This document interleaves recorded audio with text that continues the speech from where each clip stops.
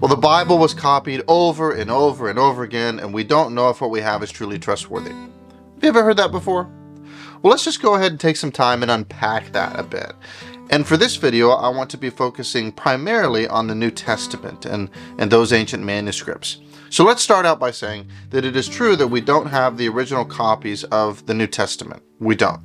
And at least part of the reason for that is because the original copies would have turned to dust within the first 150 years of them being written.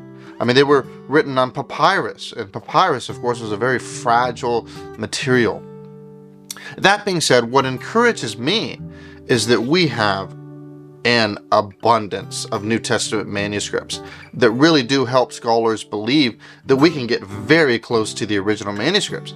In fact, we have over 5,600 Greek New Testament manuscripts. It's huge.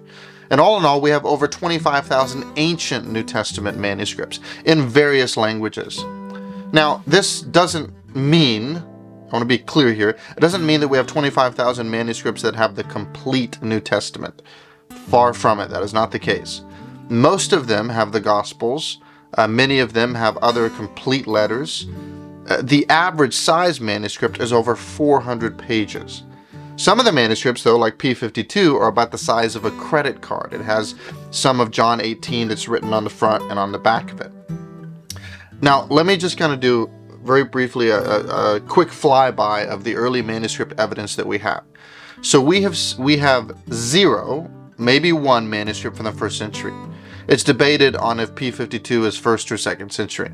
We have 11 or 12 manuscripts, depending on P52, that go back to the 2nd century. And these 11 or 12, they range from fragments to 3 of the Gospels, 9 of Paul's letters, Acts, Hebrews, and Revelation. Now, when it comes to the 3rd century, we have 64 manuscripts, most of them, though, being fragments. So when it comes to the 4th century, we have 48 manuscripts. So when we just think about the first 4 centuries, this brings us to a grand total of 124 manuscripts within the first 300 years.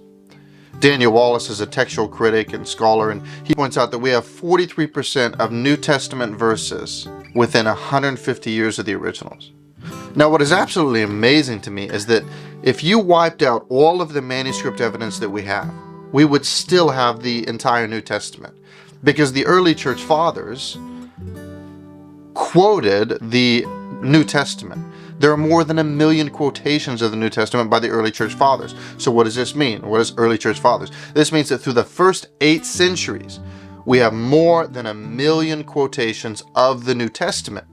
Now, it is true that there are a significant amount of textual variance among the manuscripts. That is certainly important to point out.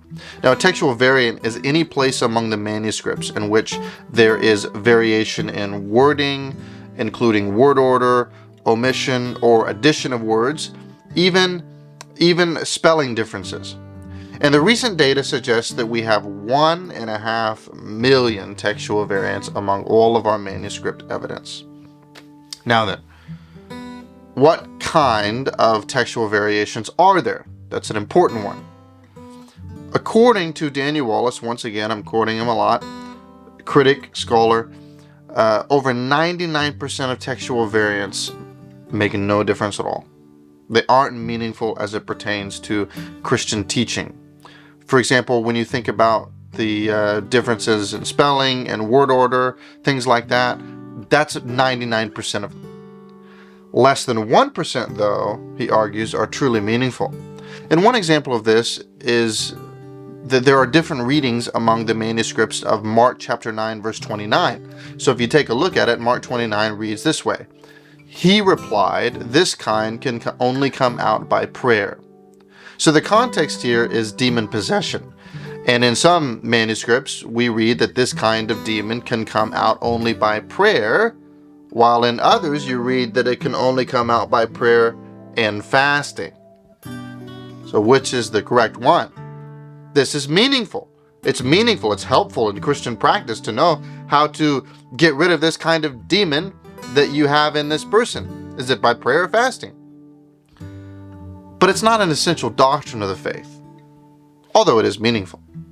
Now, the recent data suggests that there are 373 cases where a variant is meaningful for Christian practice.